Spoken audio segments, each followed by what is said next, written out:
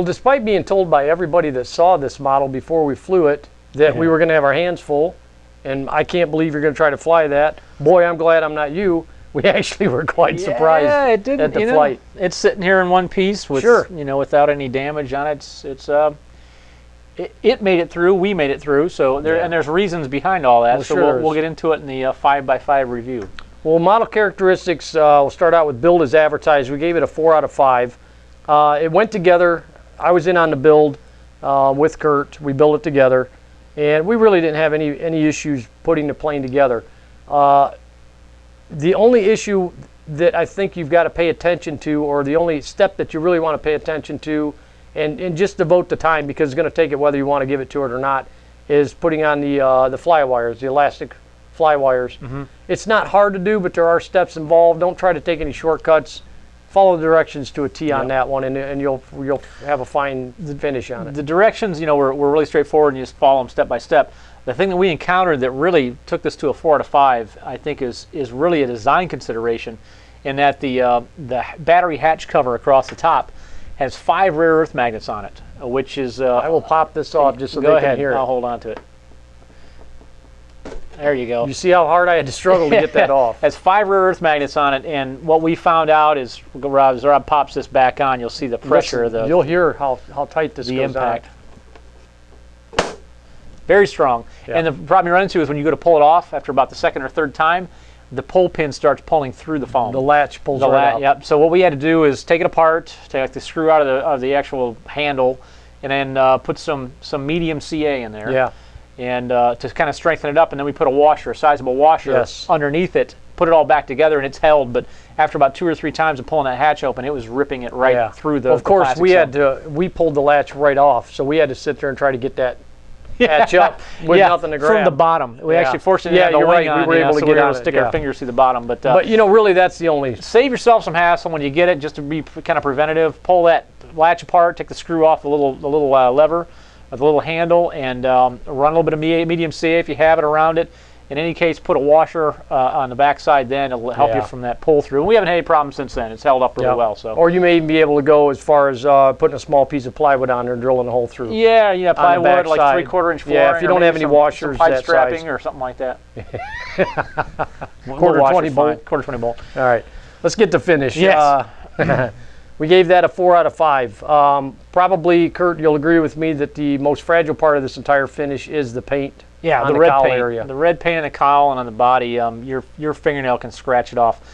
Quick, easy solution. Just get a red Sharpie marker, and just touch it up, and you won't even notice it. So there you go. Keep one in your toolbox. There you go. Power 4.5 out of 5.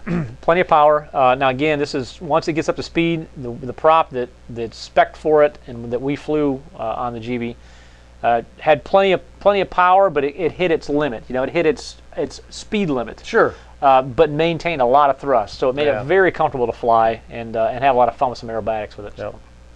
Ground handling kind of trips up a little bit here. We gave it a 3.5 out of 5. Yep. There's a couple of things that we want to talk about with that. One, we were flying in wind today. Yeah. Quite a bit of wind. Quite a bit of wind. Taxiing in the wind was not going to happen. No, and it really comes down to the tail wheel is one of the things. And this tail wheel we've seen before on some other Fly Zone products. And even though they've strengthened it laterally a little bit, doesn't seem like it flexes as much.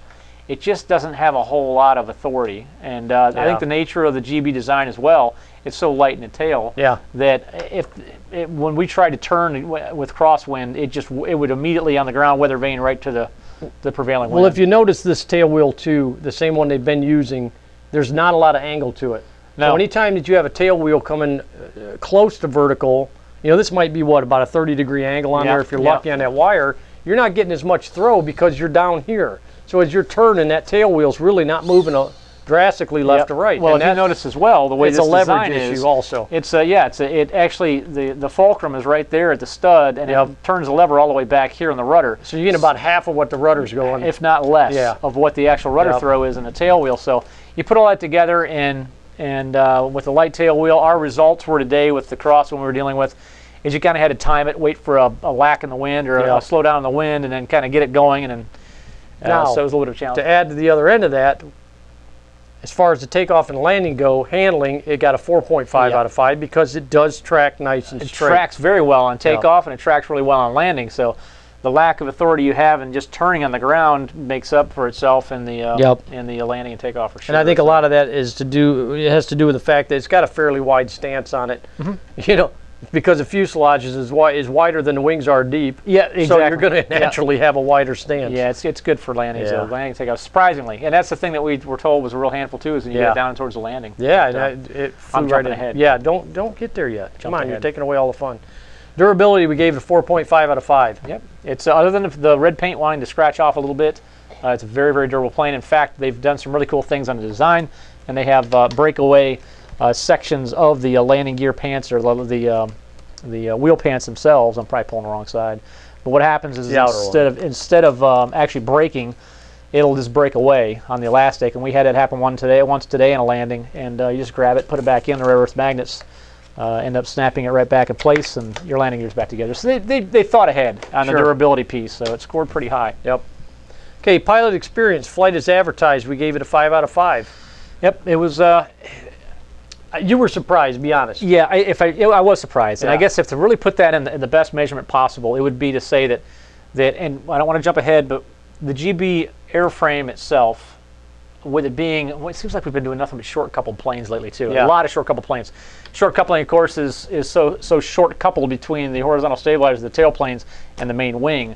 This distance is so short that you get a lot of pitchy behavior, and you get a tendency to snap and things like that as you do loops. Some undesirable characteristics. In other cases, desirable because it gives you some performance advantages. So short coupling is not necessarily a bad thing. It just introduces some challenges from the flight handling perspective. So that requires a little more intermediate skills, maybe even into the advanced skills. The GBs definitely qualifies for those skills, but then on top of it, we've heard so many challenges just based on other people's experience.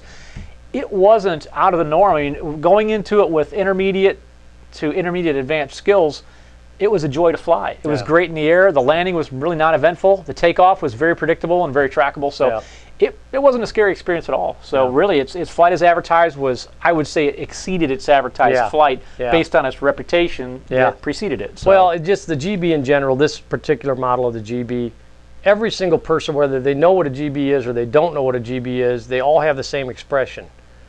Man, look at that thing. Or, is that real? Does that even fly? Yeah, exactly. And it goes against a lot with this elongated nose, it's the Dora model, right? Hey, moving on. Oh, boy. Hey, that one never gets old. No, that doesn't. Okay, flight time.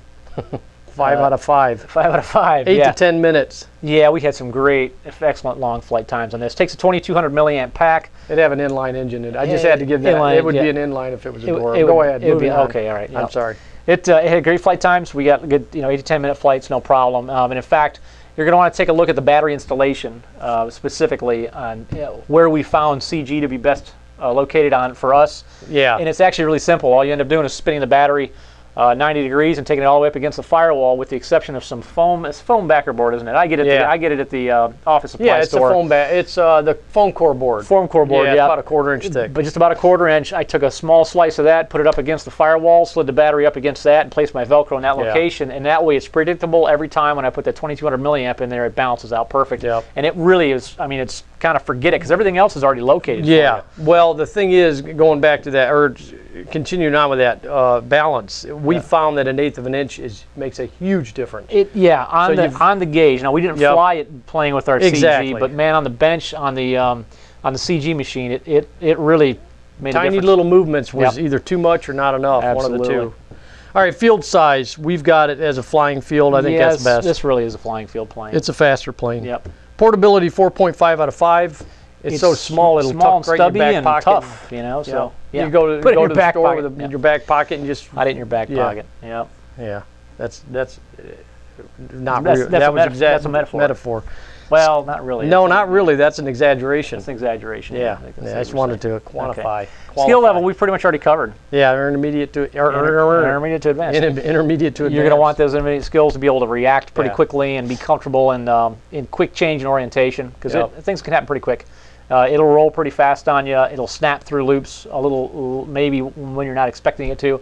So you want to be able to be comfortable. You want to be comfortable with recovering out of that, and that just comes with experience. And well, you know, one of the reasons that this plane flew so good for you today.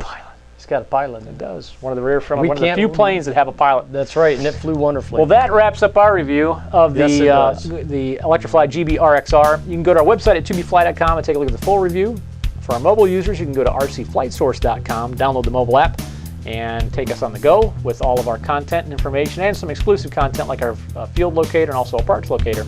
I'm Kurt with Two Brothers Hobby. And I'm Rob. Thanks for watching.